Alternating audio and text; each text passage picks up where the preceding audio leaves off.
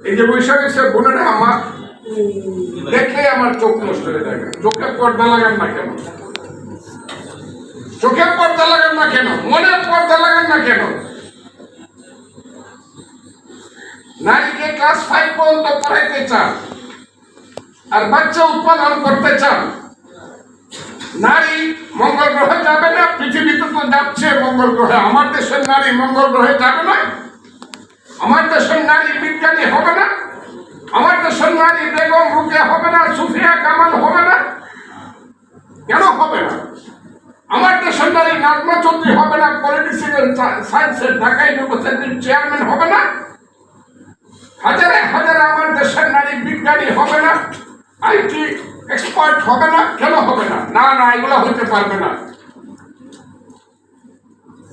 আমাদের এই নিষেধ আছে। এটা বললে পরে ফজলুর রহমান গাফের কালকে একটা দিছে, কালকে দেখলাম হেফাজত ইসলামের দিছে। তো আমি কইলাম তো আমার দলকে বলছে, আমার দলের নেতাকে বলছে ফজলুর রহমানকে এক্সপ্লেন করে দাও, আপনার স্ট্যাটাস দেখবে।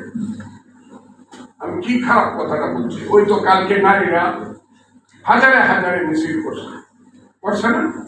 মানিক মেয়ে বন্ধু দেখেন না? এত কিছুর মধ্যে মেয়েরা মিছিল করছে। মেয়েরাই তো বেটা, আমরা তো বেটি, আমরা মিছিল করি না কেন? নারী যদি ধ্বংস হয়ে গেল, মায়ের পেটে যদি ওই নেপোলিয়ান সুভাষ বলছে give me good mother, I shall give you good son and liberation. ভালো মা দেও, ভালো সন্তান দিব, স্বাধীনতা দিব। ভালো মা দিবেন না, কিছুই হবে না। আমি মধ্যযুগে ফিরে যেতে চাই না। আমি আপাতত গণতন্ত্রে ফিরে যেতে চাই। আপাতত আমি গণতন্ত্র চাই। আর সর্বশেষ আমি চাই, এই কালাম ভাই বসে গেছে, মাঝে মধ্যে একটু সিলাই করে রাখি মুখটা। আমি আপনাদেরকে বলি, আমি সর্বশেষ চাই মুক্তিযুদ্ধ থাকবে। মুক্তিযুদ্ধ না থাকলে বাংলাদেশ থাকে না। কারণ মুক্তিযুদ্ধের পেট ছিঁড়েই হয়েছে বাংলাদেশ। কথাটা সত্য না মিথ্যা আপনারা বলেন? মুক্তিযুদ্ধ না হইতো না পাকিস্তান থাকতো। মুক্তিযুদ্ধের পেট ছিঁড়ে বাংলাদেশ হয়েছে। যারা মুক্তিযুদ্ধকে বলে ভাইয়ে ভাইয়ে ঝগড়া, 47কে বলে স্বাধীনতা না। 47-এর চেতনা 52 সনে মরে গেছে। যে ধর্মের মাধ্যমে দেশ চলবে না, দেশ চলবে নিচাত্বিক জাতিসত্তার মাধ্যমে।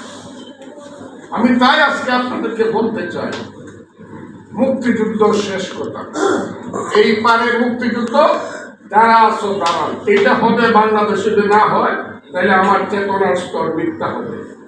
আর যারা মুক্তিযুদ্ধের বিরুদ্ধে তারা এই জায়গাতে যাবে দেশ। আমি সিভিল ওয়ার চাই না। আমি এর একটা সমাধান চাই গণতন্ত্রের মাধ্যমে। আমি মিটিংয়ে বলবো